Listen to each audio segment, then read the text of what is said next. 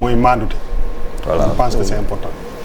ça rejoint un peu ça li Charles doon wax parce que bu dara amee mën na jóge fu nekk. ben fu nekk exclure ma dara. te loolu dafa am solo. Oui, mais mandouté quand même c'est une forme de fuite de responsabilité quoi. C'est quoi mandouté par rapport à ça? Mais il peut pas faire autrement dans sa position. Mandouté mooy lan mooy. xam nga après tu xam nga lan mooy mandouté. quand tu dis mandouté. mais non léegi moi tu te prononces pas sur cette affaire. mandouté daal maanaam bu dara amee. oui. mën na bu ma nee lu nekk mën na jóge fu ne. foofu da ngay maandu ñi nga xam ne ñoom la ñu tabb pour ñu leeral. bu ñu leeralee nga xam fu mu jóge. oui mais ça t'empêche pas de discuter de l'affaire. Mais non je ne dis pas qu'on ne discute pas de ça dama ne perception ak xoolante ak joxoñ dafa gaaw Sénégal. waaw yow tu as compris. waaw. léegi laa lay door a xaw a comprendre. Youssou Ndour nee na les waxul c'est important bu dara ñëwee da ngay utiliser sa bopp. nga xool yan mooy possibilité yi bëri na. peut-être que ñu ngi tooñ benn waaye boo xam ne dañu foog ni moom moo ñëw dagg affaire mais bii. yes. moo tax ma ne il faut qu'on laisse l'enquête quand même se dérouler. non mais bii peut-être loolu dafa am solo te yaa ngi naan est-ce que affaire bi maasu ko parce que pour man ku jël responsabilité li ñu wax ni moom moo fa nekk ci danger. nga ñëw dindi ko c'est peut-être que tu es assez équipé pour ne pas mu maas la. xam nga loolu dafa am solo donc moom laa lay moo tax ma ne mandute. bu dara ñëwee da ngay jël recul nga xool lan mooy possibilité yi bëri na. faut pas ñu xoolante. parce que c'est très très dafa yomb aussi fii lu am ñii njëkk a indexé mooy muy pouvoir muy opposition les politiciens c'est pas que ça dafa déggomal lu large dañ ko war a xool là où man ma bëgg ñu taxaw moom mooy effectivement yenn infrastructure yi bu nekkee fii dañu war a njëkk a seet ñan ñoo koy exploiter ñi koy exploiter ki seen cahier de charge sécurité daf ci war a bokk. daf ko war a jiite c'est important tey jii nii am na benn pourcentage du chiffre d'affaires boo xam ne dañ ko war a yóbbu ci sécurité et ñu ngi wax affaire kii yi nu mu tudd couverture kii yi ñu ñuy sàcc ni bouche d'égout yi waaw d'égout yi et tout ça mais jamono aussi day dox bu fekkee da nga nekk ci dans un pays boo xam ne pauvreté daf fi am nit ñi ku ci mënee am benn 5000 wala 10 000 buy jël ko il est pas conscient mais am na ay matières yu existé dans le monde yoo xam ne da nga war a def recherche yoo xam ne c'est des choses yoo xam ne moo koy remplacer ba nga xam ne loolu dootul amati matière bu ne am na ci àddina bi. ça peut te coûter un peu plus cher 2 fois ou 3 fois plus cher et sax peut-être moins parce que luy gën a cher aluminium bëriwul mais am na existé na bëri na. on a dû faire à Kédougou. non mais non même si c'est fait ailleurs.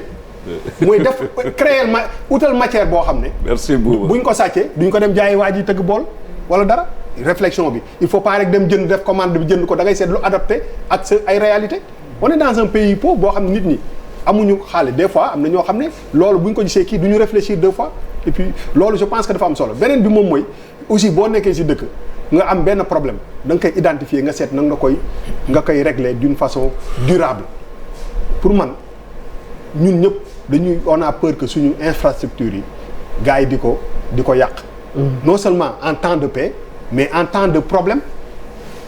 on a quand même dañu jógee par exemple ci mois de mars où y a eu quand même dëkk bi yëngu na y a eu beaucoup de casse mais loolu dañ ci war a jàngat. lu bëri mais pour man dëkk boo xam ne presque année bi yëpp soleil naaj bi day am ak fi technologie toll mënuñu def éclairage boo xam ne. bu guddee bu directeur ba fayee train ba. employé fay train bi employé ñibbi ñu bàyyi terre bi ak installation yi gaare train yi foog ni boo gaaree train yi infrastructure fi muy romb yëpp du kii mais c'est un problème mais je pense que état war na commencer sax mën a réfléchir sur une brigade boo xam ne moom mooy toppatoo loolu. soo demee non attends. spécialisé non boo demee c'est pas parce que damay jël exemple dëkk yu mag yi mais aussi des fois mën nañ la inspirer. soo demee États-Unis am na lu ñuy wax port authority. tout ce qui est transport muy tunnel yi. muy train yi mais dafa am. brigade boo xam ne loolu moom mooy seen liggéey. France aussi SNCF dañu am seen. dafa loolu c'est ça pour man dafa ça s'impose. ça s'impose da ngay jël fii ñu jël ay ASP ñuy kaas wala dara ñii di kenn mu amu leen fu ñu leen def ñu jël ay budget yu bëri alors que soo xoolee chiffre d'affaires yi nga xam ne nasaraan yi moom ñoo ñuy ñëw fii jël projet yi def exploitation bi pendant 30 ans mais dindi ci benn 20% nga alloué ko loolu pour muy fay loolu sécurité te sécurité bi ça doit être d'une façon permanente c'est-à-dire que chaque am na benn distance boo xam ne da nga war a utiliser technologie mais da nga war a utiliser tu am nga population boo xam ne ñaata % de jeunes la ñu am bi ci réew mi il faut que ñu créer aussi ça peut créer même des emplois mais nga seet technologie fu mu toll dëkk mënul am naaj ngay dawal ci autoroute à péage bi di fay sa xaalis di dawal ci lëndëm ça aussi c'est vrai. wala ba dafa am benn décalage entre xam nga tey jii nii on peut pas convoquer par exemple lu mel ni TER. ak technologie bi ci nekk mënoon nañu choisir train yu gën a yomb non. am na fer am na. ah c'est le débat même des politiciens. bu peut-être bu gën a sax adapté ak suñu quotidien. parce que le décalage entre le train et le quotidien de celui qui le prend c'est complètement différent. léegi tey jii nii bu fekkee ni dem nañu ba côté boobu soo amul noo ko accompagner mais décalage boobu entre le quotidien des gens ak kii bi mais ça pose problème te loolu foofu ngay état bi dafa war a jël li nga xam ne mooy infrastructure créer benn brigade boo xam ne loolu lay toppatoo. voilà du dëgg.